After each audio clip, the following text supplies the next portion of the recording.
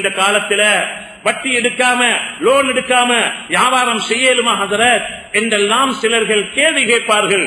இது சில கட்டத்தில் குஃப்ரிலே கொண்டு போய் சேர்த்துவிடும். அல்லாஹ் ஏலாததை லா யுகல்லிஃபுல்லாஹு நஃப்ஸன் இல்லா வஸ்ஸஹா, அல்லாஹ் ஏலாததை மனிதனுக்கு வற்புறுத்தவில்லை. அல்லாஹ் ஒரு மனிதனுடைய சக்திக்கு ஏற்றவைகளைத்தான் முடியுமானதைத்தான் அல்லாஹ் எமக்கு சொல்லி இருக்கின்றான். எனவே அல்லாஹ் எதிலும் எம்மை சிரமப்படுத்தவில்லை என்பதை அல்லாஹ்வுடைய குர்ஆன் சொல்லி காட்டுகின்றது. முடியும் என்ற காரணத்தினாலேதான் ஹலாலானதை தேடிக்கொள்ளுங்கள் என்று அல்லாஹ்வுடைய குர்ஆன் சொல்லி காட்டுகின்றது. அன்புக்குரிய அல்லாஹ்வின் நல்லடியார்களே, அன்பு சகோதரர்களே, அந்த தோரணையிலே நாம் ஒவ்வொருவரும் ஹலாலானதை தேட வேண்டும். ஹலாலான வியாபாரத்தை செய்ய வேண்டும். பொய் பேசி ஏமாற்றி துரோகம் செய்து அநியாயம் செய்து அட்டூழியம் செய்து நம்முடைய வியாபாரங்களை செய்வோம் என்றால் அது நிலைத்து நிற்க மாட்டாது. அது நம்முடைய வாழ்க்கையிலே பரக்கத்தையும் எடுத்துவிடும் என்பதை நாம் ஒவ்வொருவரும் சிந்திக்க வேண்டும். யாரெல்லாம் ஹலாலான முறையில் வியாபாரம் செய்து உரிய முறையில் தக்காத்துகளை கொடுத்து யார் அல்லாஹ்வுடைய சந்தோஷத்தை அடைகின்றார்களோ 7 பரம்பரைக்கு அவர்களுடைய பணம் தரிபடும் என்பதை சில சலபு சாலிஹீன்களுடைய உலமாக்கள் கிரந்தங்களிலே கிதாபுகளிலே எழுதுகின்றார்கள். எனவே அன்புக்குரியவர்களே, என்ற புள்ள குட்டிகள் சந்தோஷமாக இருக்க வேண்டும், என்ற மௌத்துக்கு பிறகு என்ற பிள்ளைகளுக்கு இது எல்லாம் தரித்து நிற்க வேண்டும் என்று யார் நினைக்கின்றார்களோ அவர்கள் ஹலாலானதை தேடவும் ஹலாலான முறையிலே சம்பாதித்து ஹலாலான முறையிலே செலவழிக்கட்டும். இல்லை என்று சொன்னால் அன்புக்குரிய அல்லாஹ்வின் நல்லடியார்களே, நாளைய கியாமத்திலும் அல்லாஹ்வுடைய தர்பாரிலே ஒரு அடி எடுத்து வைக்க முடியாது. நீ எப்படி சம்பாதித்தாய், எப்படி செலவழித்தாய் என்று ஒவ்வொரு சதமாக நாம் நாளைய கியாமத்தில் அல்லாஹ்விடத்திலே பதில் கொடுத்துத்தான் ஆக வேண்டும் என்பதை ஒவ்வொருத்தரும் ஞாபகத்திலே வைத்துக் கொள்வது அவசியமாக இருந்து கொண்டிருக்கின்றது. அன்புக்குரிய அல்லாஹ்வின் நல்லடியார்களே, அன்பு சகோதரர்களே, அந்த அடிப்படையில் நாம் ஒவ்வொருவரும் ஹலாலானதை தேடி ஹலாலானதை சாப்பிட வேண்டும்.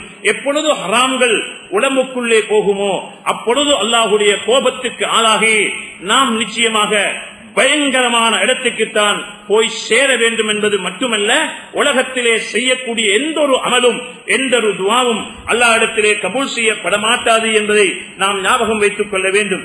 அன்புக்குரிய அல்லாஹ்வின் நல்லடியார்களே, அன்பு சகோதரர்களே, அந்த தோரணையிலேதான் அந்த அடிப்படையிலேதான் ஒன்று ஹலாலான சம்பாத்தியம் ஹலாலான முறையிலே உழைப்பது. சென்ற குத்பாவிலும் நீங்கள் ஹலாலாக உழைக்கக்கூடிய முறை, ஹராமாக உழைத்தால் என்ன ஏற்படக்கூடிய விபரீதம் என்ற விடயங்களை சென்ற குத்பாவிலே கேட்டிருப்பீர்கள்.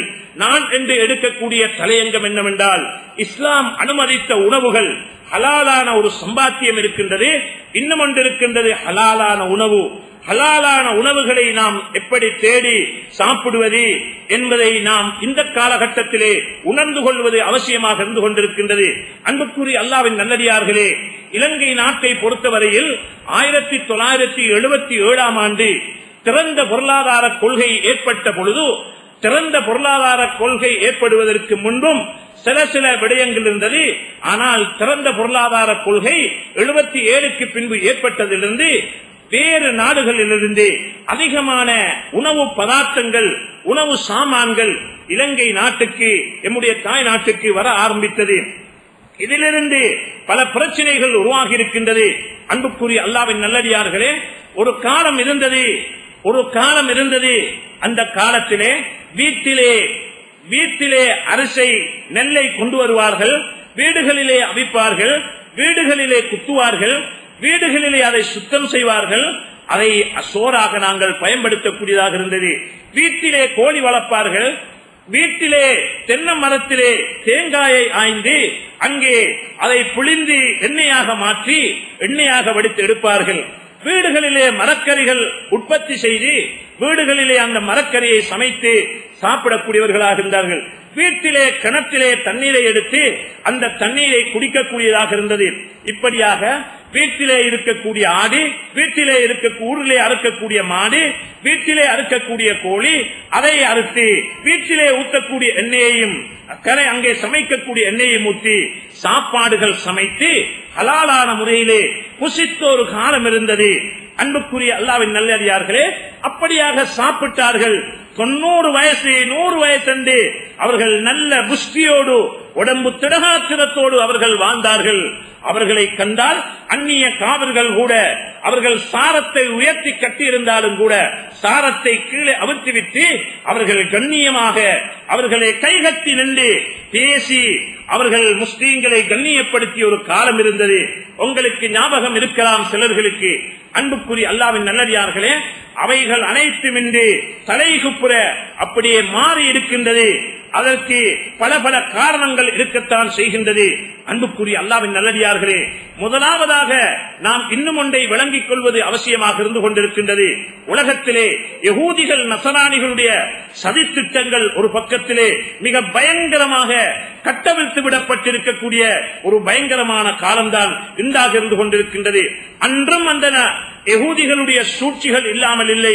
அன்றும் ஹஜ்ரத் ரசூலுல்லாஹி ஸல்லல்லாஹு அலைஹி வஸல்லம் அவர்களுக்கு கூட பயங்கரமான முறையிலே சூனியம் செய்வதற்கு காரணமாக இருந்தது லுபைத் இப்னு அல்சம் என்று சொல்லக்கூடிய ஒரு யகூதிதான் நபி அவர்களுக்கு சூனியம் செய்து அங்கே ஒரு பால் கணத்திலே நபி அவர்களைப் போல, அதாவது மனிதனைப் போல ஒரு மொழுகினால் சமைத்து 11 முடிச்சுகள் போட்டு அங்கே பால் கணத்துக்குள்ளே போட்டிருந்தார்.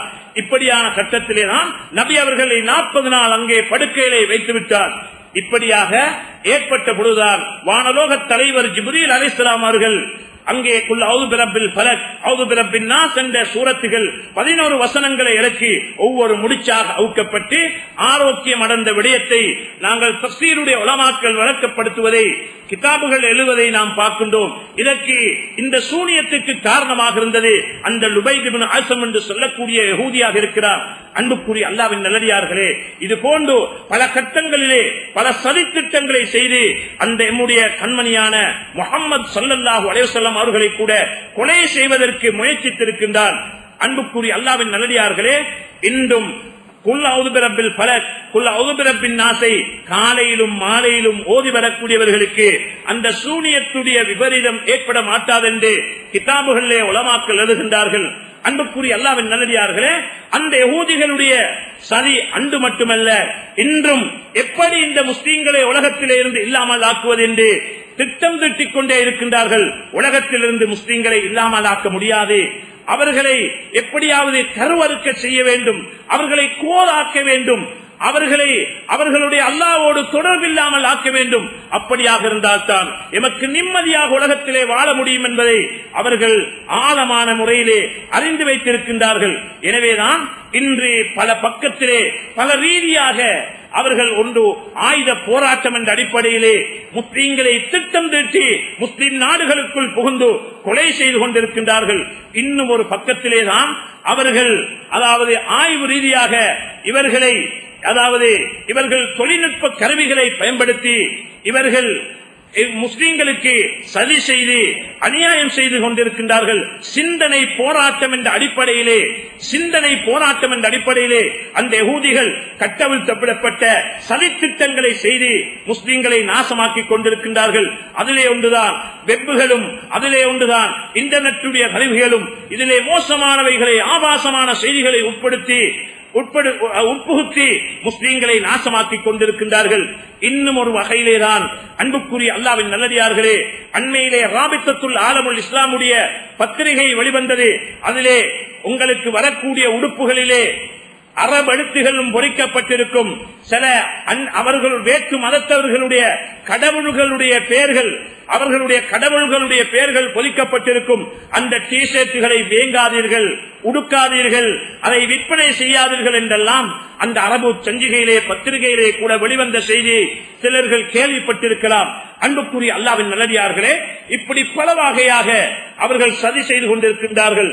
அதிலே ஒரு சதியாகவும் இந்த உணவுடைய விடயம் முஸ்லீம்களுடைய உள்ளத்திலே, முஸ்லீம்களுடைய உடம்புக்குள்ளே இப்படியான ஹராமான உணவுகள் போவதன் மூலமாக அவர்களுடைய அல்லாஹ்வுடைய தொடர்பு இல்லாமல் போய்விடும், அவர்களுடைய துஆக்கள் கபூல் செய்யப்படாமல் போய்விடும்.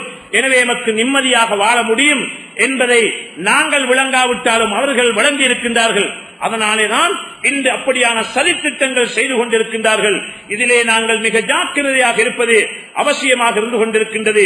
அன்புக்குரிய அல்லாஹ்வின் நல்லடியார்களே, இப்படி பல பக்கத்திலே சதி செய்து கொண்டிருக்கக்கூடிய நேரத்திலே நாம் விழிப்போடு இருந்து இவைகளை அவதானிப்பது அவசியமாக இருந்து கொண்டிருக்கின்றது. கண்ணியத்துக்குரிய மேலான சகோதரர்களே, நாம் இன்று ஜும்மாவுக்கு வருவது போல் ஒவ்வொரு தொழுகைகளுக்கு ஆஜராகி நல்ல முறையிலே இபாதத்தோடு ஹலாலான முறையிலே வியாபாரங்கள் செய்து இன்று நாம் செய்யக்கூடிய வியாபாரங்கள் ஐரோப்பிய பொருளாதார கொள்கைகளை பின்பற்றி வியாபாரம் செய்கின்றோம். இஸ்லாமிய பொருளாதாரத்தை கைவிட்டு விட்டோம். ஐரோப்பிய பொருளாதாரத்தை தான் யகூதிகள் எமக்கு ருசியாக காட்டியிருக்கின்றார்கள், ரசனையாக காட்டி அதிலே முங்கி இருக்கின்றோம். எனவே இஸ்லாமிய பொருளாதாரத்தை பின்பற்றி இஸ்லாம் சொல்லக்கூடிய முறையிலே வியாபாரங்களை செய்து அந்த ஹலாலான உணவுகளை உண்ணுவோம் என்றால், இங்கே அந்த ஹலாலான உணவுகள் அவர்கள் அறிமுகப்படுத்திய அந்த உணவுகளை விட்டும் பாதுகாத்து ஹலாலான உணவுகளை உள்வோம் என்றால் நிச்சயமாக அல்லாஹ்வுடைய உதவிக்கு அல்லாஹ்வுடைய உதவி நமக்கு கிடைக்கும் என்பதில் சந்தேகம் இல்லை. எனவே அந்த அடிப்படையிலேதான் நாம் ஒவ்வொருவரும் விளங்க வேண்டிய விஷயம். கண்ணியமான சகோதரர்களே, இன்று எமக்கு ஒரு சோதனையாகவும் இருக்கின்றது. ஆதம் அலைஹிஸ்ஸலாம் அவர்களை படைத்து இடது விலா எலும்பிலிருந்து ஹவ்வா அலைஹிஸ்ஸலாத்தை உருவாக்கி அல்லாஹ் சுப்ஹானஹு வ தஆலா இரண்டு பேர்களையும் சொர்க்கத்திலே அங்கே குடிபுகுத்தினான், சொர்க்கத்திலே வாழ வைத்தான். அங்கே எத்தனையோ மரங்கள் இருக்கிறது, ஆனால் இந்த மரத்துக்கு மாத்திரம் அங்கே நெருங்க வேண்டாம், அதனுடைய கனியை சாப்பிட வேண்டாம் என்று சொன்ன பொழுது ஒரு சோதனையாக மாறி அதை அவர்கள் சாப்பிட்டார்கள். அதனாலேதான் உலகத்துக்கு இறக்கப்பட்டார்கள். அன்புக்குரியவர்களே, அதே போல ஒரு சோதனையான ஒரு காலம் முஸ்லிம்களுக்கு.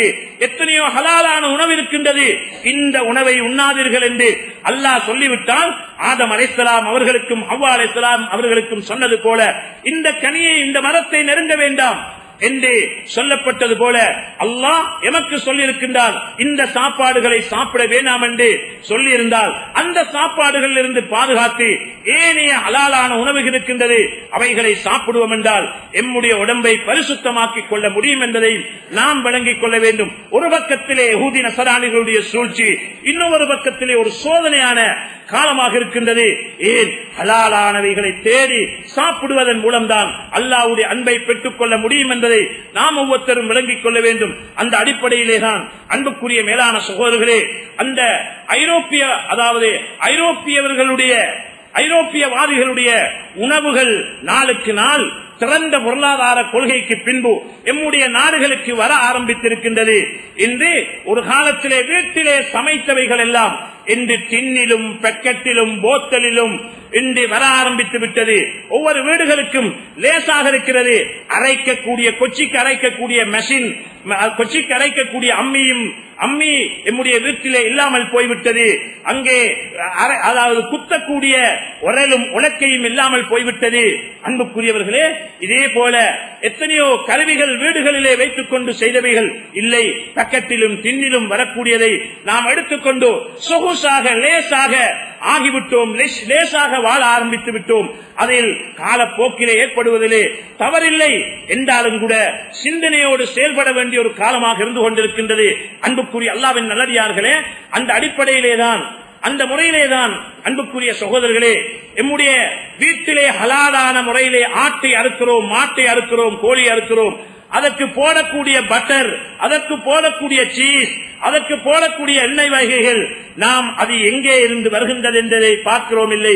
கடையிலே அழகான எண்ணெய் இருக்கிறது, அங்கே ப்ரமோட் பண்ணுவதற்காக அதை முன்னேற்றுவதற்காக வேண்டி பிரபல்யப்படுத்துவதற்காக எத்தனையோ விளம்பரங்கள், அட்வர்டைஸ்மெண்ட்களும் அங்கே டிவியிலும் வானொலியிலும் பத்திரிகையிலும் போகின்றது. அதை ஒருமுறை பாவித்து பார்க்கிறோம். சரியான ரசனையாக இருக்கிறது, டேஸ்டாக இருக்கிறது, ருசியாக இருக்கிறது, இப்போது கலராக இருக்கிறது. அதை வீட்டிலேயும் கொண்டு வந்து ஊத்துகிறோம். கடையிலேயும் போய் அப்படியான ருசியான கடையை தேடி சாப்பிட ஆரம்பித்தோம். அன்புக்குரியவர்களே, அது எங்கிருந்து வருகின்றது, எப்படி தயாரிக்கப்படுகின்றது, யாரு தயாரிக்கின்றார்கள் என்ற உணர்வை, சிந்தனையை நாம் இழந்துவிட்டோம். அன்புக்குரியவர்களே, இப்படியாக அங்கே சமைக்கின்றோம். ஆடு ஹலாலாக அறுக்கப்படுகிறது, மாடு ஹலாலாக அறுக்கப்படுகிறது, கோழி ஹலாலாக அறுக்கப்படுகிறது. ஊத்தக்கூடிய போடக்கூடிய சீஸும் எண்ணெயும் பட்டரும் அது யார் எதனால் தயாரிக்க தயாரிக்கின்றது, அதை அவதானிக்கின்றோம் இல்லை. இதைத்தான் அன்புக்குரிய மேலான சகோதரர்களே, அண்மை காலத்திலே அகில இலங்கை ஜம்மியத்துல் உலமா அதை ஆய்வு செய்ய ஆரம்பித்தது. ஹலாலானதை நாம் ஆய்வு செய்ய வேண்டும் என்று அதற்குரிய வைத்திய நிபுணர்களும் தொழில்நுட்ப நிபுணர்களும் ஒன்று சேர்ந்து ஜம்மியத்துல் உலமா அவர்களை சேர்த்துக் கொண்டு அவைகளை ஆய்வு செய்வது. லெப் மூலமாக ஆய்வு செய்ததற்கு பின்னால் அதிலிருந்து பல செய்திகள் வெளிவந்திருக்கின்றது.